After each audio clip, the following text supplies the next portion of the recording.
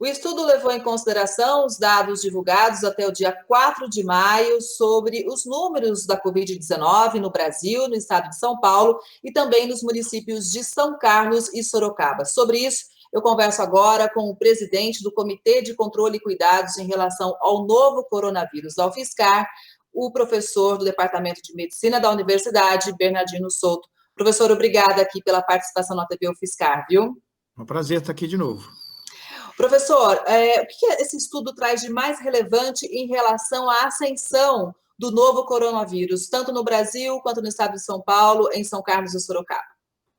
Ele mostra o seguinte, que a epidemia ainda está em ascensão, ou seja, ainda não chegou no pico, ela ainda vai crescer mais, mas que as medidas de isolamento social têm ajudado a mitigar um pouco isso, de modo que a intensidade da epidemia ela poderia ser maior se nós não estivéssemos fazendo isolamento social, mas, ao mesmo tempo, o isolamento social precisa ser insistido nele, porque a epidemia está em ascensão e, se flexibilizarmos o isolamento social, nós poderemos cair num cenário epidemiológico muito mais difícil.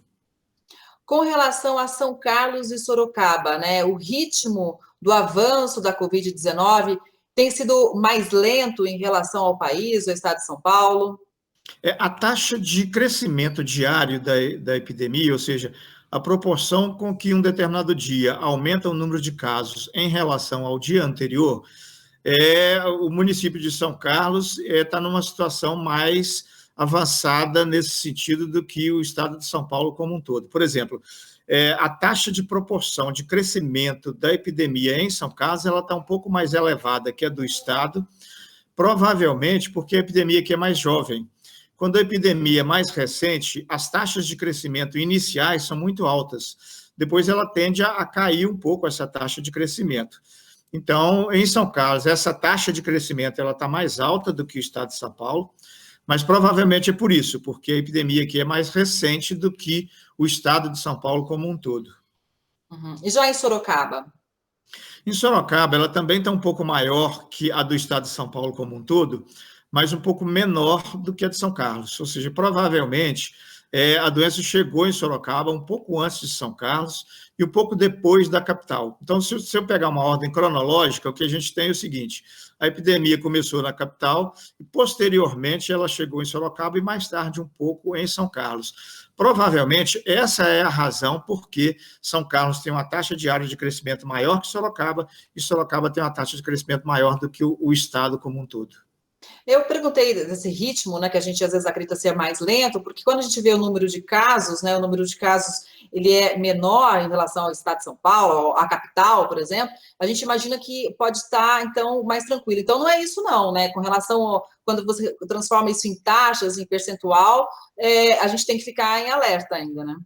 Exatamente, nós temos que ficar em alerta, porque, veja bem, a taxa de crescimento diário de São Carlos e de Sorocaba são maiores que a taxa de crescimento diário do estado de São Paulo. Mas, em termos de velocidade, né, de crescimento da epidemia, isso já muda um pouco. Então, veja bem, em São Carlos, ele está crescendo numa velocidade menor que a geral do estado.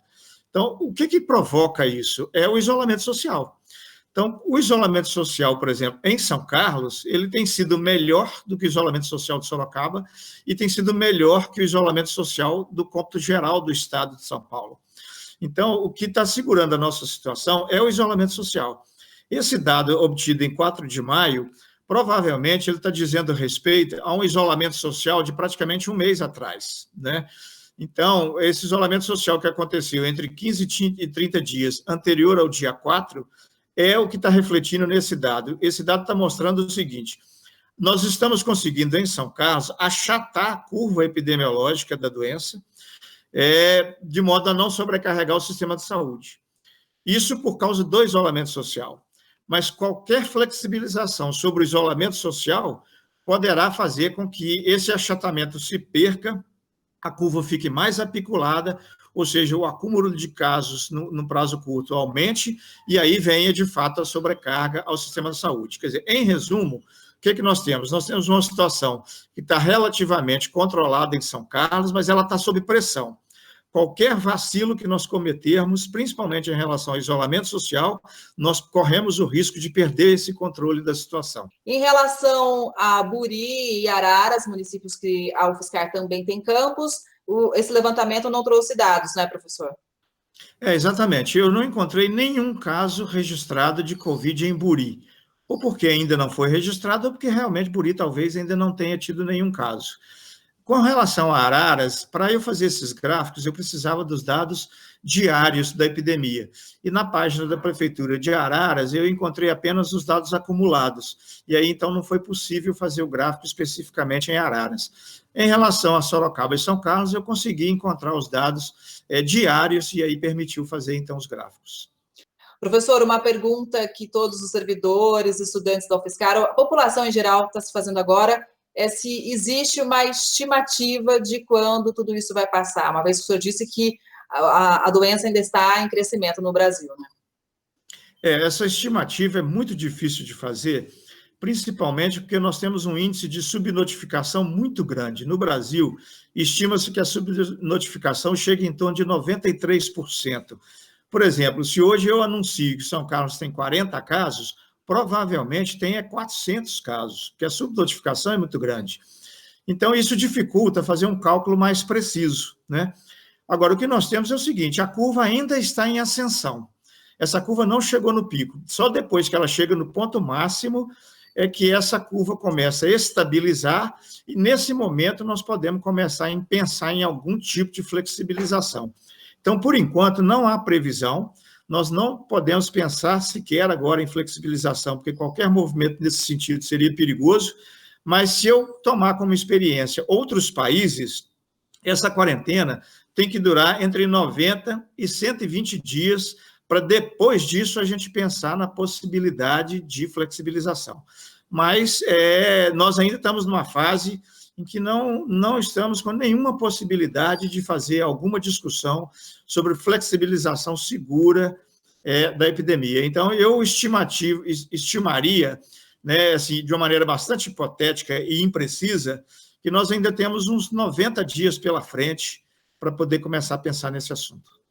Bom, mais detalhes sobre esse estudo você encontra no portal da UFSCar.